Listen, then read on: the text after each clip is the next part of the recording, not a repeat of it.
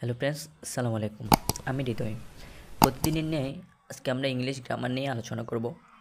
আমাদের এতদিন আমরা একটি সেন্টেন্সের যে 4টি টপিক নিয়ে একটি নর্মাল সেন্টেন্স গঠিত হয় এগুলো নিয়ে আলোচনা করছিলাম।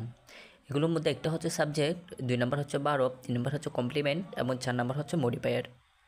এতদিন আমরা sentence, subject, verb, complement, modifier আলাদা আলাদা করে আলোচনা করছিলাম। আজকে আমরা 4টা মিলে একটি এক্সারসাইজ করব। একটা হচ্ছে এক্সাম্পল করব। এখানে আগে আমরা সাবজেক্ট নিয়ে আলোচনা করছিলাম, আমি তারপরে একটু সাবজেক্ট নিয়ে সংক্ষিপ্ত আলোচনা করি। সাবজেক্ট হচ্ছে অ্যাক্টিভ ভয়েসের সেন্টেন্সের এজেন্ট। সাবজেক্ট এমন কোনো ব্যক্তি বা বস্তুকে বোঝায় যে কোনো কাজ সম্পাদন করে অথবা সেন্টেন্সের কাজ সম্পাদনের জন্য দায়ী।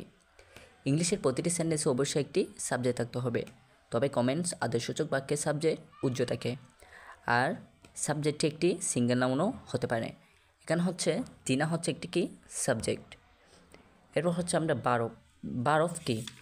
বারফ বর্ণনামূলক সেন্টেন্সে বারফ সাবজেক্টকে অনুসরণ করে। প্রত্যেকটি সেন্টেন্সে অবশ্যই একটি বারফ থাকবে, আর বারফটি একটি সিঙ্গেল ওয়ার্ডও হতে পারে। যেমন ইজ এখানে একটি অক্সিলারি বারফ, এবং মেন বারফ কি? গুইং, বাইং মানে কিনা। এখানে ইজ একটু অক্সিলারি বারফ, আর বাইং কিনা একটু মেন বারফ, অর্থাৎ অক্সিলারি বারফ মেন বারফে কি আগে বসে। এখানে এরপর কমপ্লিমেন্ট। কমপ্লিমেন্ট কি? কমপ্লিমেন্ট বারফকে পরিপূর্ণ করে, অর্থাৎ ক্রিয়ার কাজ সম্পন্ন করে। এটা সাবজেক্টের মতো নাউন বা নাউন ফ্রেজ হয়ে থাকে। সেন্টেন্স যদি একটি ভয়েসে থাকে তাহলে কমপ্লিমেন্ট সাধারণত বারফের পরে বসে। যদি সেন্টেন্সে একটি ভয়েসে থাকে তাহলে বারফ কী হয়? একটি ভয়েস দেখতে কমপ্লিমেন্ট, এই কমপ্লিমেন্ট কি বারফের পরে বসে। প্রত্যেকটি সেন্টেন্সে কমপ্লিমেন্ট প্রয়োজন হয় না। কমপ্লিমেন্ট কখনো প্রিপোজিশন দিয়ে শুরু হয়, আবার কমপ্লিমেন্ট সাধারণত হোয়াট বা কি, কার প্রশ্নের আনসার প্রদান করে। এখানে এটা একটি জিজ্ঞেস করছে হোয়াট কি।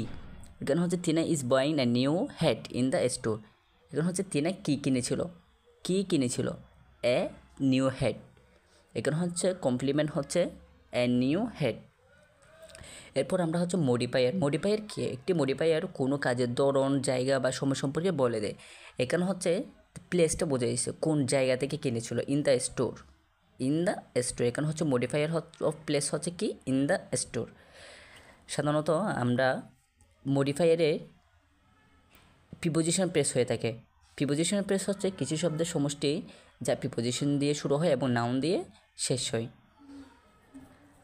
এতটুকুই আজকে আমাদের সেন্টেন্সের সাবজেক্ট, ভার্ব, কমপ্লিমেন্ট, মডিফায়ার 4টা নিয়ে আলোচনা করছিলাম। ইনশাআল্লাহ আপনারা বুঝতে সুবিধা হবে।